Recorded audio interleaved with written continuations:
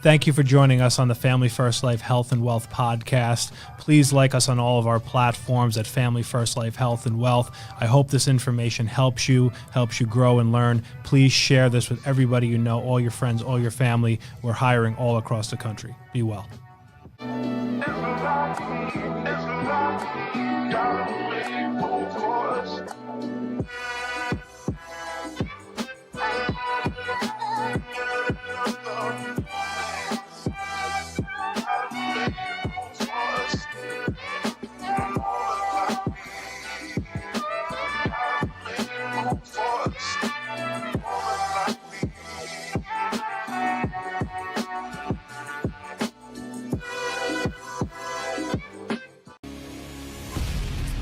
Welcome, everyone. Episode 19 of the Health and Wealth Podcast. My name is Steve Giordano. Very excited today. Have an awesome guest live here from Dallas, Texas, the VP of FFL Avenues himself, Mr. Jesse Parley. How you doing today, brother? Doing all right, Steve. Nice to be back in sunny South Florida.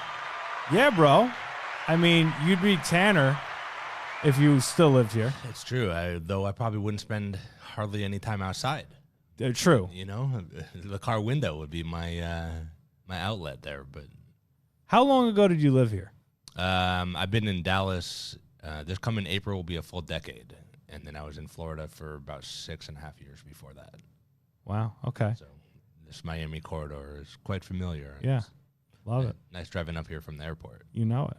You know, total time in insurance now has been how long? I think I'm coming up on I think I've either passed or approaching full 5 years. Wow, so 5 years. Yeah. What did you do prior? A bunch of different things. When I was here in Florida, I moved down. I grew up in Connecticut, moved down here originally. Grad school at Florida Atlantic, just up the road. Spent my first year in school as basically a glorified intern for the Dolphins, which is, you know, where you and I find our unfortunate allegiance. But I wish you could block. Me too. I'm sure they do also. But yeah, I mean, I was doing a marketing degree, so was in their sponsorships department. Transitioned from there and into a business development role with a construction company, kind of finding business and working with upselling clients and everything. Moved to Dallas and sort of found my way through a couple things, but ended up really in banking. And how I ended up in insurance was Rob. Rob Richmond was basically one of my bank clients. We had mutual friends that connected us. He opened a bunch of his corporate accounts and stuff with the agency that he was with at the time with me. And I just kind of got burned out. It was a panic job I took when my wife was pregnant with our first kid. I thought I needed something with benefits and just sort of a steady, terrible income. So Rob, basically I decided I was gonna get out of banking, and didn't really have a plan. I just knew I was getting out of banking, and I reached out to Rob one day and was just like, "Hey, bud, listen, if you're only keeping your accounts here because of me, like, feel free to move them if there's somewhere more convenient, because I don't know what I'm doing, but like my notice is being given tomorrow." And he was like, "Oh, well, if you're gonna be free, meet me for lunch." I was like, "Oh, cool. Like, Rob wants to hang out on a Tuesday. Like, this is awesome." And I showed up in like shorts and sandals or something, and Rob showed up in a full suit at like this deli, and all of a sudden I'm getting the soft yet hard press on, do you know what I do for a living? And I'm like, some kind of insurance. He's like, do you know how much you can make in this industry? I was like, no. I was like, I've seen your accounts, I guess, a decent amount. And he kind of basically gave me the soft pitch on, I think you'd be really good at it. Why don't you come try it out? You're already, I had to be licensed at the bank, so it wasn't like I had to get licensed again. And pretty much he was just like, come do this part-time with me while you interview for whatever your next job is. And I literally never interviewed anywhere. Wow. I took probably a little bit of a slower pace, kind of doing that with him for 2 months or so. Kind of as long as I was ahead of what my previous paycheck was, I felt like I was solid, but I kind of figured it out and saw that I could be much higher than what my previous paycheck was. Yeah. And just, here I am. And you worked at the other company with him about 2 years? Yeah, just under. Under 2 years. Yeah. Then he makes the move to FFL, and you were all in following. Yeah. So Mark Mead, in some form or another, discovered Rob and, came at him pretty hardcore. Yeah. And, Rob had a little bit of a team at the previous place. And wasn't, I guess, sort of pitched it as I'm not all that interested in leaving if none of my guys are coming with me. And made Mark come in a second time and have dinner with me and Rob and another guy. It was kind of everything. I mean, I left that meeting sort of looking at Rob and being like, this is exactly what I would be looking for. Yeah. I was like, if you're in, I'm in. Now, at that time, was it more for you the appeal of selling, or did you say, "Hey, I want to have a team"? What really appealed? Both. The previous agency, I'd been there for basically a year plus, and I'd already capped out. We started at a 60% comp. I'd earned my way up to an 80. If they didn't move me to another city to open another office, I was at 80. I could kind of recruit, but it wasn't set up with the same freedom to kind of do your own thing. So when I, at that meeting with Mark, what really appealed to me was, number one, the higher comp, the freedom to get leads wherever and however many I wanted. Yeah. And the ability to start building right away, or at least be able to build when you were ready. Right. So all of that was really what factored into it. It was me being in charge of me. Yeah. Our last place, nothing negative. It was just different, right? I didn't have as much control over my own destiny. Yeah.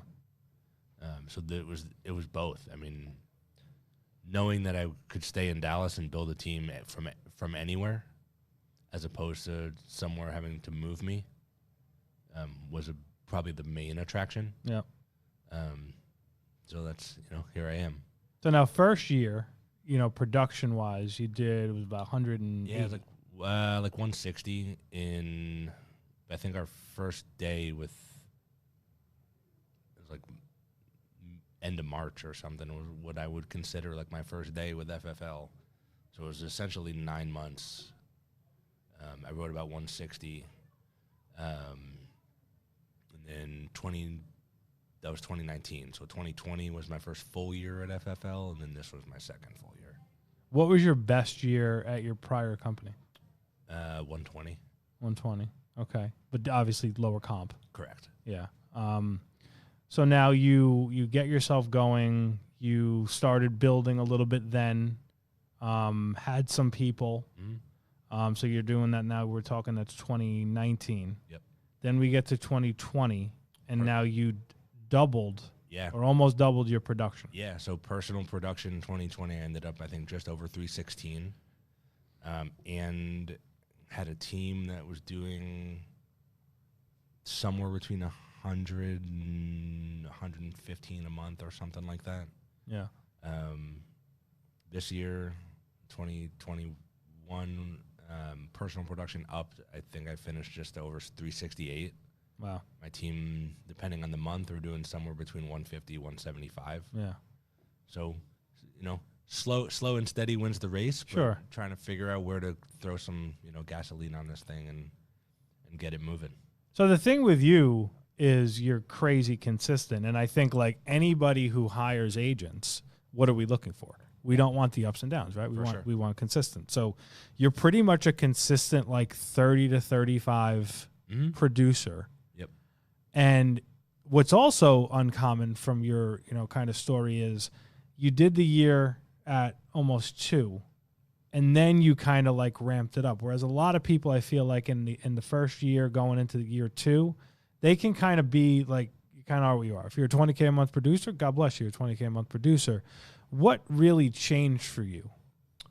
I think part of the first year here, just stems from the place where I was before, right? So much of our resources were controlled. So like my first 3 to 6 months at FFL, like if I had to pinpoint what the struggle for me was like figuring out my resources, right? Yeah. Getting my leads under control, having my process sort of be wash, rinse, repeat. I think the second year I started with it just being already set up.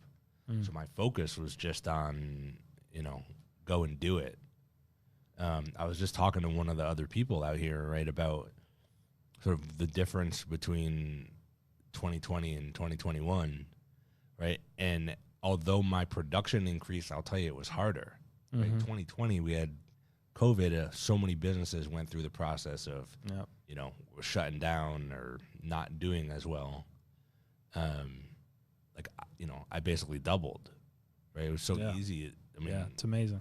It's weird to say it when everyone else like, oh, it was a pandemic, everything was terrible. Like, yeah, kinda. Like professionally, I almost doubled my outcome because people started paying attention. Yeah. Right? There was no more, well, I don't know if we need this or want it. It was like, yeah, I better take that option number 2. That's right. I may not wake up tomorrow with my lungs intact. That's it, because I'm watching the news and they're scaring the hell out of me. Yeah, exactly. So, that was definitely not an excuse. And I think some of the carryover just from how you're, people's needs and wants and exploring all that in the house, like 2021 was no different. Yeah. You come in with a little more confidence. It is amazing, and we've said it before, but like if you're looking to get in an industry, when you literally doubled, and I do believe, and you can see it in a lot of industries, like there were feast and famines, and there were people that adjusted, there were people that, kind of capitalized, let's say, on the pandemic. And we have as a company as well with what we've done now with the virtual and the Zoom, Sure. and we've learned and made mistakes and we've gotten better at it. But if you're looking to join and you're looking to get into this industry, it's like, wow, like I don't have to worry. Like I used to work in restaurants. I mean, like I don't even want to know what restaurants look like right now. Sure. Like keep me away from it. At what point did you really make the decision? I know you're building a team, but when you started, like, hey, I want to build a big business. Hey, I want to get myself to be a board member. I want to get to be an integrity partner. Like, what did that decision look like? Yeah, I think for me, like, right, people always talk about this industry. It's like so much of the satisfaction from it, right, is that you can make really good money, but you can make really money by helping people, right? And Sean, Mike, other people with FFL always talk about this. You can help people in 2 ways. You can help people by selling them protection, or you can help people in recruiting them into the industry and helping them change whatever financial structure, right, of their life.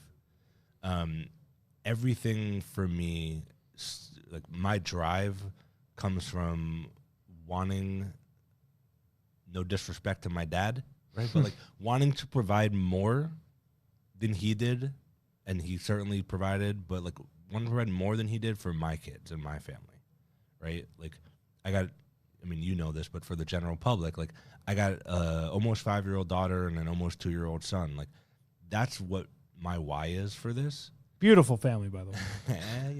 Comes naturally. But I think like, so where my drive to grow is just like, I want myself to grow. I want to be able to do more for them on my own. I want to be able to help other people do the same thing.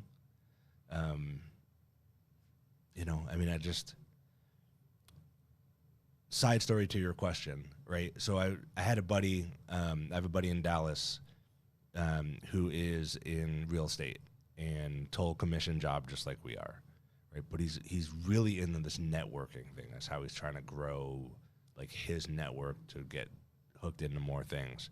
So he's constantly talking to people, and some of the people he talks to are talking to him about helping them find people to fill certain positions, right? So he shows me this job listing for this company. It's a vice president of sales position. It's like a $400,000 a year salary, right? And like the job requirements, right? Like the daily activities are of it. Like in all reality, like most people could probably qualify for that, right? When you look at the education and what's necessary for it, right? And like the years of schooling and this and that, and be fluent in some kind of computer programming thing I never heard of, right? Is like knocks out about 90% of people. And I was looking at it and I was like, man, he was like, you think you'd want to like interview with them? I was like, they would never hire me. I was like, also, I almost make that much now. Right. I'm like, I don't need it. It's incredible. I was like, I don't need that. And mine's not a salary. Like I could basically probably get close, to, excuse me, if things keep going, I could double that next year. Yeah. I was like, that's a limited opportunity in my eyes. And this is an unlimited opportunity. So the idea for growing just keeps coming. There's certain things that remind me all the time as to what this offers, and not just to me, but to everybody else. Yeah. How do you keep yourself so consistent? How do you keep yourself like your mind strong? Because look, everybody sees the glory, not everybody sees the grind. Like how do you do that personally? I think sometimes just screaming into the void. But no, I mean, that's just the nature of the beast, and I think it's not something that everyone can get used to day one, right? But now, again, I'm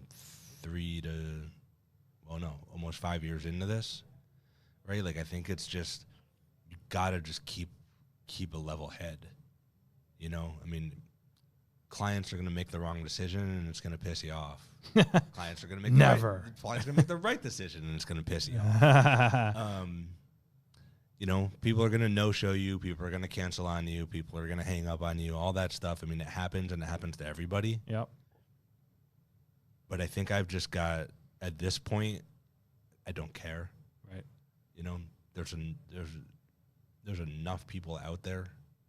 And I think part of what's helped me with that, too, right, is being based out of Rob's office. Like, it's always been at a bare minimum me running appointments sort of not against, but like against Rob. Right. Some of our leads are overlapping. Some of them are not. That's fun. But like, but I think the point with that, what I'm saying with that, right, is like even when you sort of factor out the ones that are overlapping, there's still so many leads, right? We all get caught in our own small bubble of, our family or, a small group. But like the world is a really big place. There's plenty of people out there that need this. There's plenty of people out there that I still haven't talked to. Very true. Even in my city. Right. I mean, pick a smaller city. There's probably still people you would never have talked to yet. Yeah. So it's always on to the next. You help everyone that wants to be helped. You do your best for the ones that don't, and you move on to the next. Yeah. I think that's just it. And now you hit VP this year. Your team's growing. What did you do? What was your best month? I think like 176 something. Okay. I thought we were on track for 200, one of them, and I think it was like the third week or something. We hit a bit of a bump. Maybe that was like October or something. But, yeah. We're close. I got some guys under me that are, growing their own teams. That's kind of contributing pretty solidly. Working on getting some other people coming in that are going to look to do the same. So clearly, you evolve things from year 1, year 2, year 3. Both personal production and team. Mm-hmm. And I was just talking with Rob about this. What we're looking to do this year. And how we need to all evolve and change. I mean, let's face facts. We're trying to get somewhere massive, and the only way we're going to do it is how we change. What are some of the things you think you're working on for yourself and your team this year to now take you, I'd assume being about 200, you could be board member by the end of the year. Like, you legitimately could. I mean, I'd love to make that happen. I think to answer that personally, trying to get my head more wrapped around this social media outreach. Absolutely. This will help. Yeah, right. I'm like, between the two of us, we got, $2 million of production here. That's right. I'm happy to do my part. No doubt. But yeah, I mean, for myself, I think just trying to figure out the actual like recruiting part of this and outreach to people is not something I've spent a ton of time on. Sure. And I think that other teams here have proven that people are looking for help and looking for something different. So making sure that I dip my toe in there way more than I have been. I think for my team, I just want to help. I've spent a lot of time the second half of this year sort of looking at and analyzing other agencies within FFL and how they're doing stuff. Right. And I think that, while I certainly need to walk the walk myself, I also want to make sure I'm spending some time with what I've seen and being that third-party overhead, looking and helping the guys on my team take from the best of what other people and places are doing and help them grow at their pace. Yeah. Right? And their pace can be faster than mine, their pace can be slower than mine, it makes no difference. But making sure that I'm at least trying to help, oversee them to do the same thing that I'm trying to do. Yeah. What's cool is like you look at your guys, Garrett and Ben, and we'll like get what Garrett's doing in the way of hiring. He's all in. Yeah. He's going after it. I mean, his best month was what, like 40, 50 grand, something like that? Mm-hmm. That's awesome. Well, you're talking about personal? Yeah, personal. Yeah, I think he did like 51 or something. Wow. Somewhere in the middle of the year. Right, and he was his own team. Right. Now, I think December he just did, I want to say he was like almost 80 grand as a team. Nice. So if he was 30 of that, it means he's found 50 grand that he didn't have before. Yeah. So he's definitely getting some good growth and definitely been putting some effort, with him to help sort of keep his guys moving in the right direction. There are some things that he does really well, certainly better than me. Sure. There's some stuff that I can do sort of differently than him that I'm trying to make sure to come over the top so his agents are getting sort of a well-rounded approach. And that's definitely, for the moment, definitely starting to show.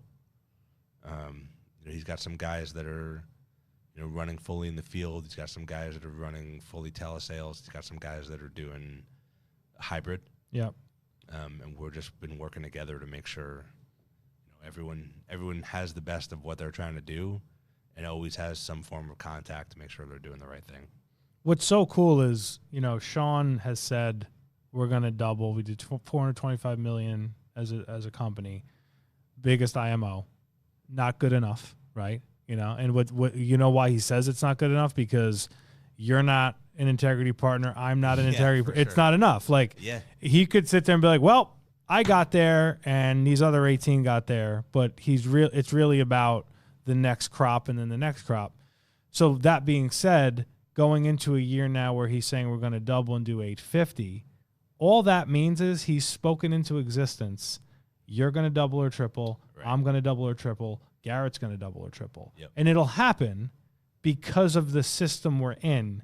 Yeah, 100%. And we're not a secret anymore. No. I mean, here's the thing. I think for me, what's most amazing about Sean is he doesn't just say it for the sake of saying it. Right? And like that guy, from my perspective, like kind of like usually like I just like naturally wills it into existence. That's right. Right? And like for me, right, like I think that forget myself. My perspective of you, right? You definitely work hard, right? The amount of times we talk on the phone where it's 8, 9 o'clock in Florida and 7, 8 o'clock in Dallas, and I've gotten home from my appointments, and you're running to your last one, right? Or like, door knocking somebody. Yeah, or door knocking some old lady who stood you up at like 8 a.m. Yeah, basically. Right? Like, there's a, like, for me in comparison to you in that situation, right? Like, you work really freaking hard, right? But you work really freaking hard in your space. Yep. Right? I think that I work really freaking hard in my space. 100%. My space is not 8 to 8, but my space is my space, and I press everywhere I can. Are you still on MySpace, by the way? What you're talking about MySpace? Love Tom or whatever that guy's name was. R.I.P. Tom. Yeah. But I think with Sean, like I think anytime I hear him speak, and in some cases also like I'll throw Mark Mead on this, right? Like I think every day that I'm working hard and I'm pressing to try to do everything that I can to help clients and help myself and help my team and all that stuff. And then they'll give some speech where like clearly they're talking, you know, to a mass audience, and I'm just like, oh my God, they're telling me, you know, that this, and like I'll walk out of there and I'll be like, all right, I got to figure out like where else can I fit in more. Right. Right. And it's not that they're challenging you, right? And it's not, they're not specifically pointing at me being like, hey, Jesse, you're not working hard enough. Right. Right. But I'm just like, man, like they make you just want to bring more to the table. Absolutely. And I think that's where you say like, this guy just speaks it into existence. Right. I'm not doing it for him. I'm doing it for me. But it makes me want to do it more for me and more for my guys. 100%. You know. And ladies, sorry. Yeah. Yeah, it's like the relentless pursuit of what we're looking for, and he's leading the charge. Yeah. And then you got, you know, the lieutenants under him, Mark, and, you know, like the meeting we had today, amazing, talking about our growth strategies, where we're headed, the way we need to evolve. I mean, look, this was a different company when you started, and completely different company. Yeah. And now if you would have told me, I opened my first office 2 years ago today. If you'd have told me now, 2 years later, we'd be sitting in a podcast room in my office with you on the fourth floor. On the fourth floor, and if I would have said to you that you wrote $400,000 when you wrote 180, you'd have been like, "There's no way I'm going to. Yeah, how the hell am I going to double?" Oh, for sure. But now it's just the culture, and the same thing with you having an agent working with you that wrote $50,000. It's like the bar keeps getting raised, and we just got to keep bringing people into the mix. It's incredible, right? It's friendly competition, right? Like I mentioned earlier, sort of occasionally we'll overlap, right? In our office, we'll overlap on leads, right? Because people send them in through different sources or what, right? With other stuff, right? Man, I just lost my train of thought. Because he's got to get to a flight, ladies and Yeah, gentlemen. I've got like five minutes to get on a It's flight. all good. Okay, so the overlapping leads, right? Like it happens, right? But you just, like, it's friendly competition, and the idea, like, we're pushing each other to succeed. It's not like, oh my God, you stole my lead. Yeah, exactly. Right? And there's plenty to go around. Yeah, and I think that this whole company feels that way, right? There's so many opportunities for there to be a client, right? I don't have to step on anybody. Right. Or over anybody. Millions of people out there. Or back end around some, right? Like, all right, cool. You go run that one, I'm good. Yeah. Right? Like, exactly. It's like a never ending, like my favorite from Three Amigos, right? There's like a plethora of pinatas, right? There's like a plethora of leads. Like you're never going to end. I mean, there's people work out of our office on different agencies with an FFL. Right. I mean, there's so many people in Dallas, and I'm still never short on leads and appointments. Yeah, it's amazing. You know, so I just think, I mean, for me, this, just to piggyback off what you were saying, right? Like 3 years ago, if you were like, you just wrote 120 at your other company, you just wrote 160 here, like you'll be close to 400 in 2 years. I'd be like, yeah, three times. All right. Oh, maybe. Exactly. Not getting that kind of raise in corporate America. Hell no. Yeah. So, I mean, this has been great. We'll definitely have you back when we got a little bit more time. Yeah, bro. This is always a pleasure chatting with you, and it's nice to do it face to face for once. I mean, we have car talk like every day. It's true. We should probably just record one of those next time. Yeah, and edit it. Well, great having you here. Safe flight back to Dallas. Really look forward to seeing what you do this year. Going to be back for the convention. So, guys, fflconvention.com. It's coming up. I mean, we're literally like a month away. It's going to be, I mean, we're going to be at a baseball stadium. It's going to be massive. Yeah, and I was told you got to get there early if you want to sit on the field. Yes, correct. No saved seats is what was told. Yeah, I'm going to sit right on first base. Nice, man. Love it. All right, guys. We will see you next week. Awesome having Jesse here, and we'll see you soon. Take care.